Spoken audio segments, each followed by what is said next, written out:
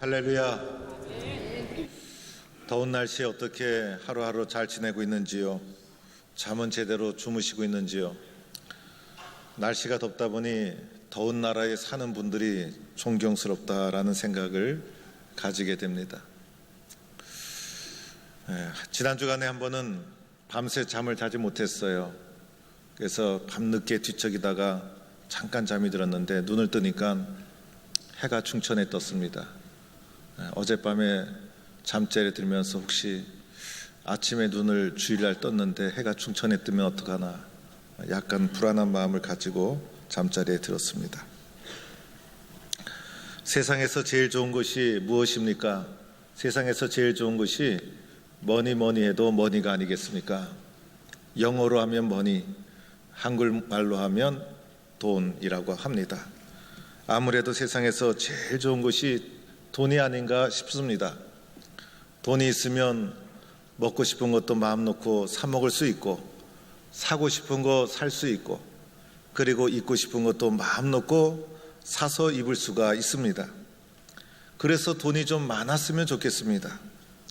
돈 때문에 고생하게 되고, 돈 때문에 속상한 일이 일어나고, 그리고 돈 때문에 친구를 잃기도 하고, 그리고 돈 때문에 싸우기도 하고, 우리는 이런 경험을 하면서 살아갑니다. 여러분, 돈이 좋습니까? 안 좋습니까? 돈이 별로 안 좋은 것 같아요. 우리 2부 예배에 나오신 분들은. 동북교회 우리 성도들은 예수도 잘 믿고 돈도 많이 버는 성도들이 되시기를 축원합니다. 오늘 누가복음 12장 말씀에 보면 제자도에 관한 말씀을 예수님이 해주시는데, 그러던 중에 13절 말씀에 무리 중에 한 사람이 예수님께 갑자기 뛰어나오더니 선생님, 내 형을 명하사 유산을 나와 나누게 명하여 주소서라고 부탁을 하는 것입니다. 이 사람은 재산 상속 문제로 형과 다툼이 있었다는 것입니다. 지금 예수님은 제자도에 대한 중요한 말씀을 하고 계시는데, 이 사람은 예수님의 말씀에 관심이 없었습니다. 믿음 때문에, 말씀 때문에 예수님께 나온 사람이 아니었다는 것입니다. 자신의 상속 문제 때문에, 물질 문제 때문에, 재산 문제 때문에 형이 그것을 독차지했는데 예수님 그 재산을 명하여서 나와 나누게 하소서라는 관심 때문에 예수님께 나왔던 것입니다. 이러한 문제는 당시의 선생이나 랍비가 행하는 것이기도 하였기 때문에 이 사람은 예수님을 선생님 이렇게 불렀던 것처럼 평범한 랍비로 보았기 때문에 이런 부탁을 하였던 것입니다. 그러나 예수님은 세상의 재물을 공정하게 나누기 위해서 오신 분이 아니었죠. 예수님은 보다 본질적인 문제를 오늘 말씀하고 있습니다. 우리 인생의 더 중요한 문제가 무엇인가, 우리 인생의 가장 본질적인 문제가 무엇인가를 말해주고 있는 것입니다. 그러면서 예수님이 한 부자에 대한 비유를 말씀해 주십니다. 이 부자는 땅이 많은 사람이었습니다. 그 넓은 땅을 열심히 수고해서 농사를 짓게 됩니다. 그 결과 그 밭에서 소출을 풍성하게 얻게 됩니다. 쌓아둘 곳이 없을 정도로 많은 곡식으로 풍성하게 됩니다. 옛날에 먹고 살기 힘든 시절에 농사를 지어서 많은 것을 얻게 됐다는 것, 엄청난 부자였다는 것을 말해줍니다. 곡식을 더 쌓을 것이 얻게 될 정도가 되었습니다. 이 많은 곡식을 어떻게 처리해야 되는가? 이 부자는 고민하다가 결론은 새로운 곡간을 크게 짓기로 합니다. 그래서 더 크게, 더 넓게 곡간을 지어서 이 모든 풍성한 곡식을 그곳에 다 쌓아두게 되었던 것입니다. 이렇게 곡간을 새로 짓고 곡간을 가득 채우는 곡식을 채워놓고 나니 얼마나 든든했겠습니까? 마음도 평안하고 마음도 든든하고 그리고 행복해졌습니다. 그래서 이 부자는 이렇게 말합니다. 내 영혼아, 여러 해 동안 쓸 물건을 쌓아두었으니 평안히 쉬고 먹고 마시고 즐거워하자. 이 사람의 인생이 행복한 인생이 된 것입니다. 걱정할 것이 없었습니다. 성공한 인생이었고 평안하고 모든 것이 풍족했습니다. 먹을 것, 마실 것, 즐거울 것이 너무나 많았습니다. 노래가 나오고 웃음이 나오고 기쁨이 넘치는 행복한 삶을 성공적으로 살게 되었다는 것입니다. 과거에 월동 준비를 하면서 연탄 창고에 연탄이 가득 차면 얼마나 든든했습니까? 겨울을 준비하면서 김장을 다 담그고 나면 마음이 얼마나 든든했습니까? 오늘 이 부자가 미래에 대한 염려가 없었던 것입니다. 제가 부기역자 시절에 제가 살던 사택에 기름 보일러가 들어오게 되었어요. 얼마나 좋던지. 그런데 제가 살던 사택이 반지하였어요. 그래서 기름 보일러, 전 사택의 기름 보일러를 반지하 저희 집 입구에다가 보일러실을 만들어서 보일러를 하나씩 설치를 해 놓았어요. 제가 제 방에 들어들 때마다, 제 집에 들어들 때마다 보일러실을 통과해서 가는 것이 지름길이어서 보일러실을 지나갈 때마다 늘 기름통을 확인했어요. 어느 목사님 댁은 기름이 다 떨어졌고, 어느 목사님 댁은 기름이 좀 중간쯤 가 있고, 우리 집은 기름이 가득 채워 있으면 마음이 얼마나 든든했는지 모릅니다. 이 부자도 창고에 가득 채워 넣어서 인생이 든든해졌습니다. 이 부자는 잘못한 것이 하나도 없었습니다.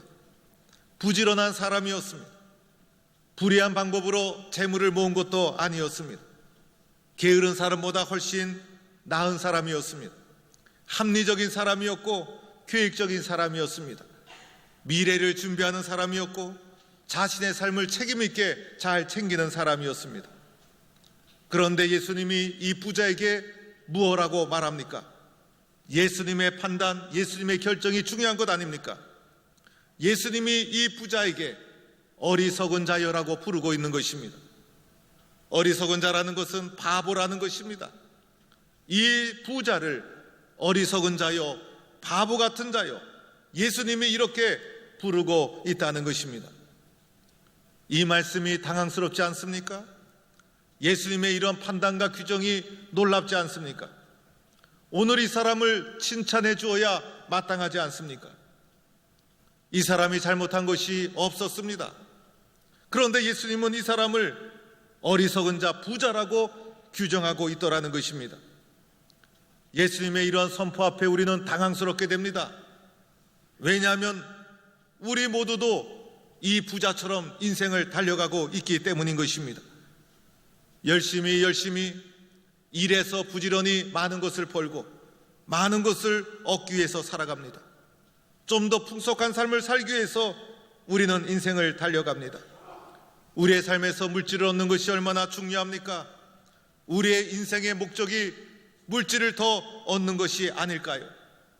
여러 가지 생각과 목표로 포장되어 있지만은 내면에 들어가 보면 물질과 모든 것이 연결되어 있다는 것입니다.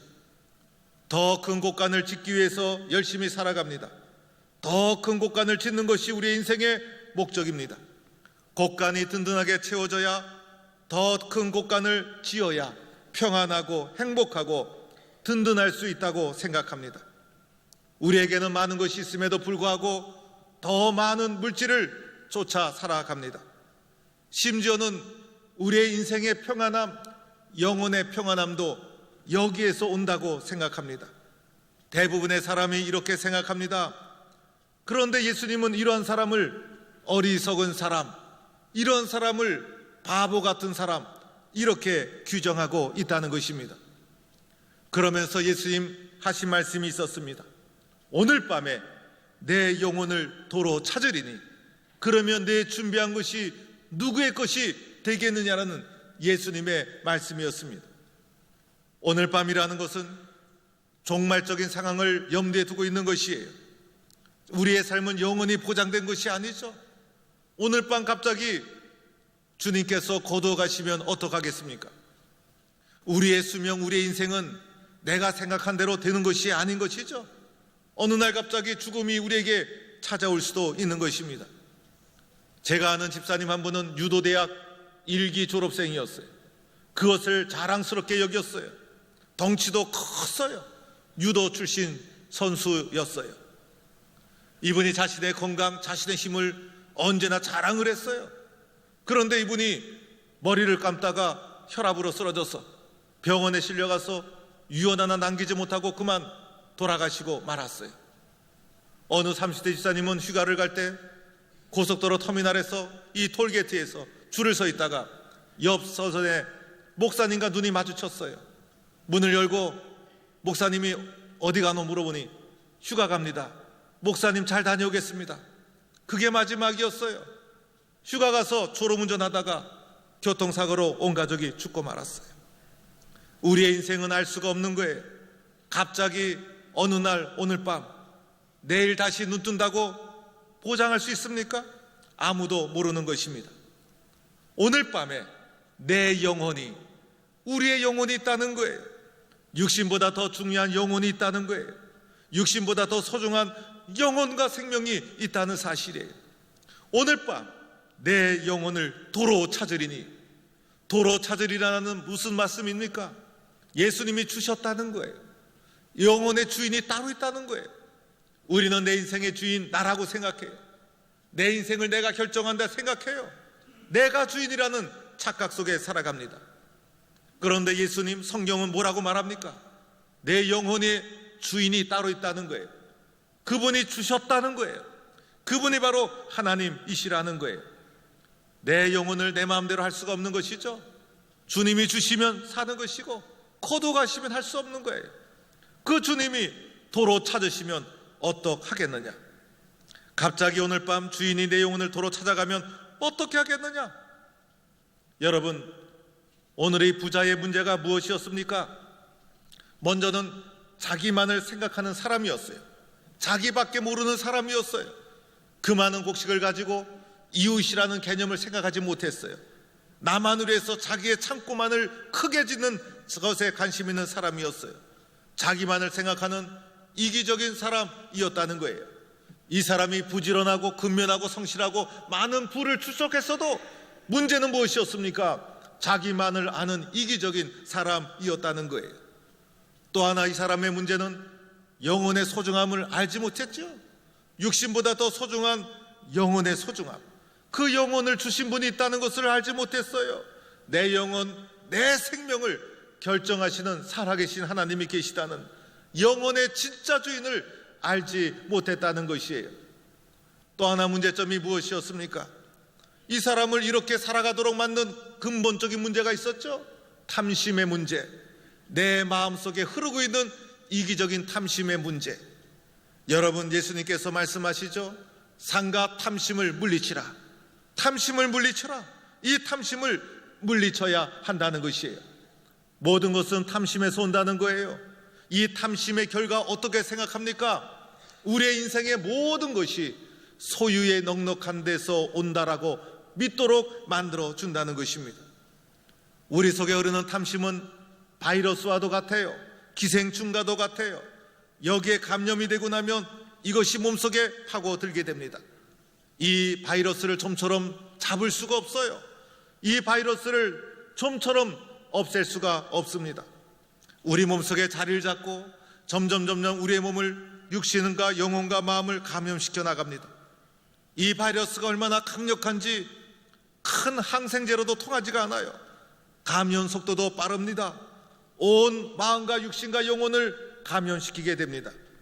이 탐심 바이러스에 감염되고 나면 우리의 인생과는 더 큰 곳간 더 많은 물질, 그래서 우리의 인생은 소유의 넉넉한 데서 결정된다, 이렇게 인생을 살게 된다는 것입니다. 예수님은 바로 이러한 자를 어리석은 자라 부르고 있다는 것입니다. 혹시 나는 어리석은 자가 아닌가? 혹시 나는 바보가 아닌가? 소중한 인생을 사는데 나는 잘났다고 살아가고 있어요. 그러나 주님 보시기에 나는 어떠한 자로 살아가고 있는가? 여러분, 멋진 사람은 누군지 아세요? 멋진 사람은 어떤 사람이 멋진 줄 아세요? 축구를 하다 보면 축구 잘하는 사람이 그렇게 멋있을 수가 없는 거예요. 야구를 하다 보면 잘하는 사람이 그렇게 멋있을 수가 없는 거예요. 찬양을 하다 보면 찬양 잘하는 사람이 얼마나 부럽고 멋있게 보이는지 몰라요. 악기를 다루어도 잘 다루는 사람을 보면 그 사람이 얼마나 멋있게 보이는지 몰라요. 심지어는 동네에서 족구를 해도요, 족구 잘하는 사람 보면 얼마나 부럽고 멋있게 보이는지 몰라요. 잘하는 사람이 멋있게 보이게 되어 있는 거예요. 예수도요, 잘 믿어야 멋있게 보이는 거예요. 제대로 믿어야 멋있게 보이는 거예요. 예수를 믿어도 제대로 잘 믿어야 저 사람 참 멋있는 교인이다, 저 사람 진짜 교인이다, 사람들에게 영향을 끼칠 수가 있다는 것입니다. 어떻게 하면 예수를 잘 믿고 그리고 어떻게 하면 멋있는 신앙인으로 살아갈 수 있을까? 기도하는 가운데 만들어낸 것이 7대 실천사항이에요. 어떻게 하면 제대로 예수 믿을 수 있을까? 어떻게 하면 주님을 사랑하는 영적인 마음이 올라갈 수 있을까? 기도하면서 만들어낸 것이 교회 예배당 앞에 걸어놓고 주보에 매주 실려있는 7대 실천사항이라는 것입니다. 먼저는 회개를 실천해야 되죠. 이것이 멋있게 예수 믿는 첫 번째 관문이에요. 하나님 앞에 나의 죄를 고백하고 예수 그리스도의 십자가의 사랑으로 구원함을 받았음을 인정하고 예수님이 내 속에 살아계시다면 하나님과의 관계 속에서 끊임없이 나를 돌아보며 회개가 멈추지 않는 거예요. 나를 돌아보고 말씀대로 살고 싶지만은 말씀대로 살지 못한 나의 연약함을 가슴을 치며 회개하는 회개의 눈물이 끊이지 않아야 한다는 거예요. 신천지 집단 회개가 없어요.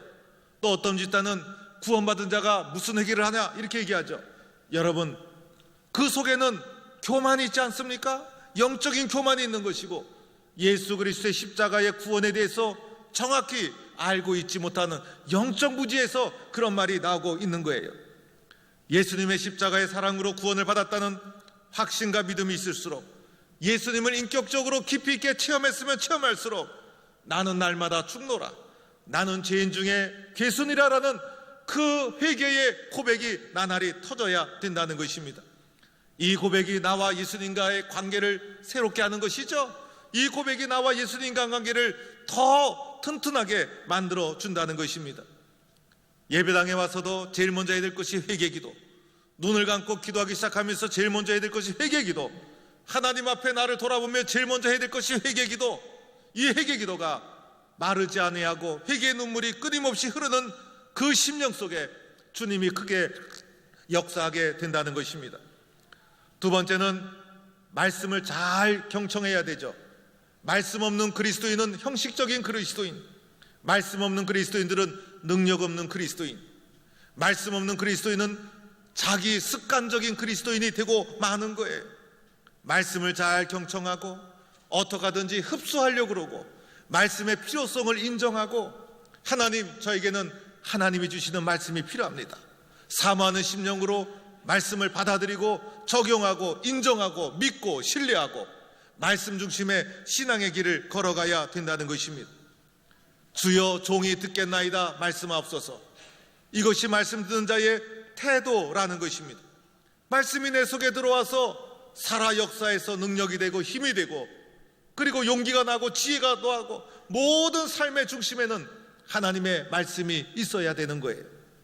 말씀을 사모하고 경청하고 스스로도 읽고 묵상하고 회개와 말씀, 이것이 능력 있는 그리스도인을 만들어 주게 되는 것이죠. 세 번째는 기도 실천이에요.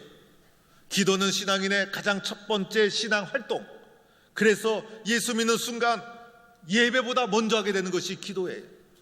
하나님 도와주세요, 예수님 도와주세요. 예수님 모르는 사람은 자기 경험이 제일 중요한 거예요. 자기 지식이 중요해요. 그러나 예수 믿는 사람은 힘들 때 기도하죠. 어려울 때 기도하죠. 예수님 뭐라고 했습니까? 1시간도 깨어 있을 수 없더냐? 기도의 기준은 1시간. 기도하지 않으면 제자 베드로도 실족했어요. 기도하지 않으면 우리도 실족하는 거예요. 기도하며 주님의 뜻을 이루어가는 것이에요. 네 번째는 교회 충성이죠. 교회의 소중함, 교회의 존귀함, 교회에 대해서는 충성된 마음을 가지는 거예요. 맡은 자에게 구할 것은 충성이니라. 교회를 소홀히 여기지 않는 거예요. 나도 충성스럽게 섬기고 충성스럽게 섬기는 이 귀한 모습을 후손들에게도 물려주어야 되는 것이에요. 자녀들 앞에서 교회나 목회자에 대해서 흠을 보면 안 돼요. 교회 충성에 금이 가게 되어 있어요. 여러 교인들, 다른 교회 교인들과 모였을 때도 목회자와 교회를 평가하고 비판해서는 안 돼요. 교회를 사랑하는 마음, 주님을 사랑하는 마음을 금이 가게 되어 있다는 것이에요. 우리 교회가 가장 좋은 교회, 우리 목사님이 가장 훌륭한 목사님, 교회 중심, 목사님 중심, 충성스럽게 한 교회를 섬기면서 오랫동안 함께 서로 위로하고 격려하며 뿌리를 내리고 성장해 가야 되는 것이에요. 교회 속에 뿌리를 잘 내려야 되죠. 뿌리를 깊이 내려야 되는, 그래야 바람이 불고 시련이 오고 때로는 오해가 있고 어려움이 있어도 약간 흔들림이 있어도 뽑히지가 않는 거예요. 뿌리를 내리지 못하면 작은 어려움에도 교회를 떠난다, 교회 안 나오겠다, 이것은 어린아이와 같은 신앙이 되고 마는 것이에요.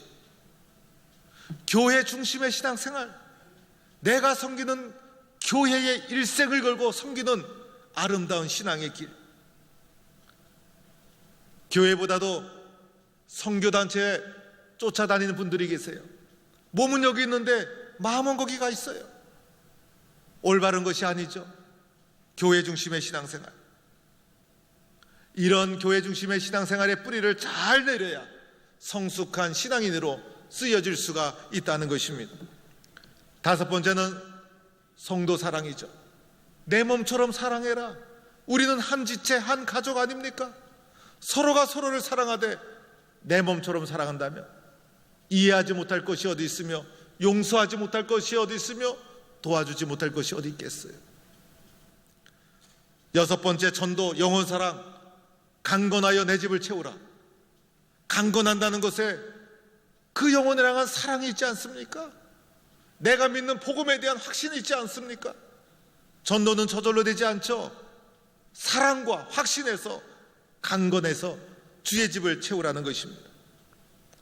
일곱 번째는 11조 생활, 헌금 생활이죠. 온전하게 정성을 다해야 하는 것이에요. 헌금에 나의 신앙의 고백이 담겨 있는 것이죠. 물질을 바치는 것이 아니죠. 마음을 바치고 신앙의 고백을 바치는 거예요. 주님, 내가 누리는 이 모든 것은 주님의 은혜입니다. 주님의 사랑입니다. 이것은 주님의 겁니다. 주님 앞에 마음과 신앙을 드리게 되는 것이에요. 물질 때문에 신앙이 막혀서는 안 되죠. 물질 때문에 영혼의 소중함을 잃어버려서는 안 되는 것이죠. 성숙한 신앙인이 되기 위해서는 바른 물질관을 가져야 되는 것이에요. 하나님의 것을 구별할 줄 알아야 되는 거예요. 하나님으로부터 온 것이라는 것을 고백할 수 있어야 되는 거예요. 그래서 정확하게 11조를 주님 앞에 구별하여 드리고, 그리고 때마다 감사의 의무를 끊이지 않고, 이 모든 것은 하나님의 은혜입니다. 은혜가 끊이지 않는 물질을 통한 나의 신앙의 고백을 하나님께 드리는 것, 너무나 소중한 일이라는 거예요. 이 모든 것 중요하죠. 회개의 실천, 말씀 실천, 기도 실천, 교회 충성, 성도 관계, 영혼 사랑, 10의 1조. 이 모든 것이 우리의 신앙의 역량을 높여줄 수 있는 길이 되는 거예요. 오늘 누가복음 12장 1절에 이렇게 시작합니다. 제자에게 이르시되. 오늘 읽은 본문 이후에 나오는 누가복음 12장 22절에 또다시 이렇게 시작합니다. 제자에게 이르시되. 오늘 12장 전체는 제자에게 이르시되, 제자도의 길을 걸어가기 위해서 어떻게 해야 되는가라는 말씀을 하는 중에 중간에 어리석은 부자의 비유를 통해서 샌드위치처럼 이 본문이 끼어져 있는 거예요. 무엇을 말해줍니까? 제자의 길을 걸어가는데 물질 때문에 넘어져서는 안 된다는 것이, 물질관이 바로 세워지지 않으면 영적 성장이 멈추게 된다는 것이에요. 물질 때문에 영적 성장이 멈추게 되면 그것만큼 어리석은 자가 어디에 있느냐는 거예요. 제자의 길을 걸어가는데 정확한 성경적인 물질 간의 고백이 있어야 된다는 것입니다. 사랑하는 성도 여러분, 우리 모두는 하나님만 바라보고 살아가는 성도가 될 수 있기를 축원합니다. 하나님만 생각하면 너무나 고맙고, 하나님만 생각하면 용기가 나고, 하나님만 생각하면 마음이 든든하고, 하나님만 생각하면 미래에 대한 확신이 생기고, 하나님만 생각하면 힘이 나고 지혜가 나고 용기가 나고, 하나님께 부요한 자로 살아가는 성도가 될 수 있기를 바랍니다. 하나님께 부요한 자, 이 사람이 지혜로운 자로 쓰임받게 되는 것입니다. 하나님께 부요하고 주님이 주시는 축복도 누리는 성도가 되기를 주의 이름으로 축원합니다.